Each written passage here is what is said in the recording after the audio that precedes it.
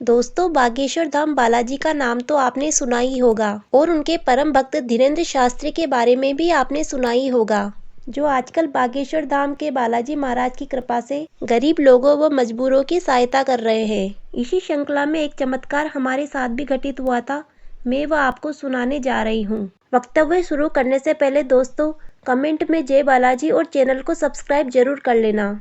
तो दोस्तों, यह बात है आज से लगभग 4 साल पहले की, जो कि लकवा रोग से ग्रसित थे।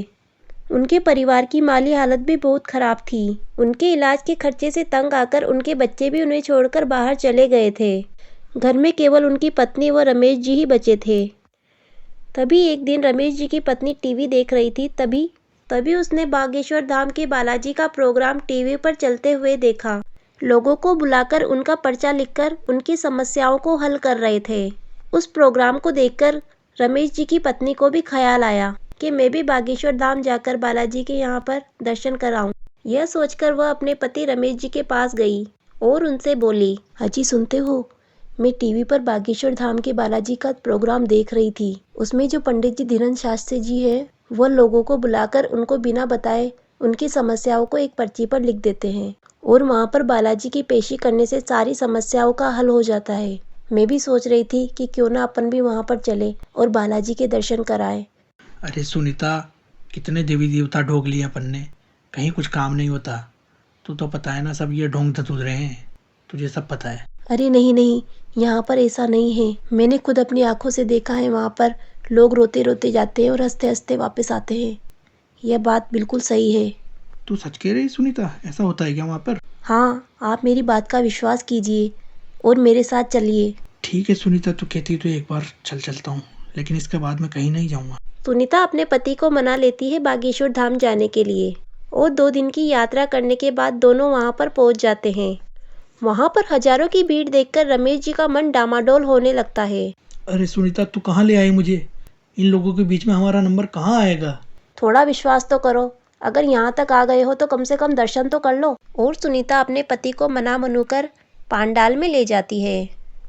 दरबार में पंडित धीरेंद्र शास्त्री जी अचानक पांडाल में किसी को आवाज देकर बुलाते हैं और उसे मंच पर बिठाकर उसका पर्चा बना देते हैं और उससे पूछते हैं, क्या तुझे वही प्रॉब्लम है जो इस पर्चे में लिखी है? तब भक्त भी हाँ में सिर हिलाता है और जैसे ही भक्त हाँ में सिर हिलाता है, पांडाल में जयकारा गूंज उठता है।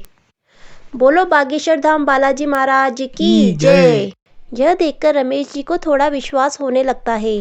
3 जनों का पर्चा बनने के बाद अचानक आवाज आती है, यहाँ पर कोई ऐसा व्यक्ति आया है जिसके लकवा हो रहा है और वो बस में सफ़र कर अपनी पत्नी के साथ आया है।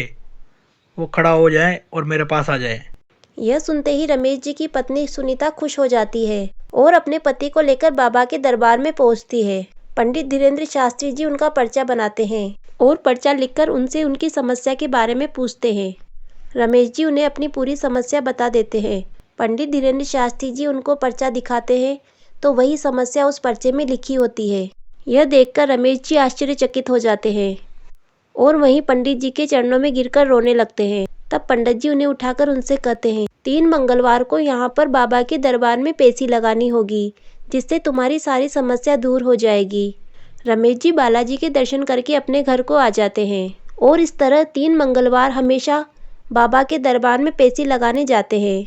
धीरे धीरे उनके शरीर में काफ़ी सुधार हुआ और लकवा भी धीरे धीरे ठीक होने लगा और उनके पैसों की तंगी भी दूर हो गई और उनसे दूर हुए बच्चे भी उनके पास आ गए।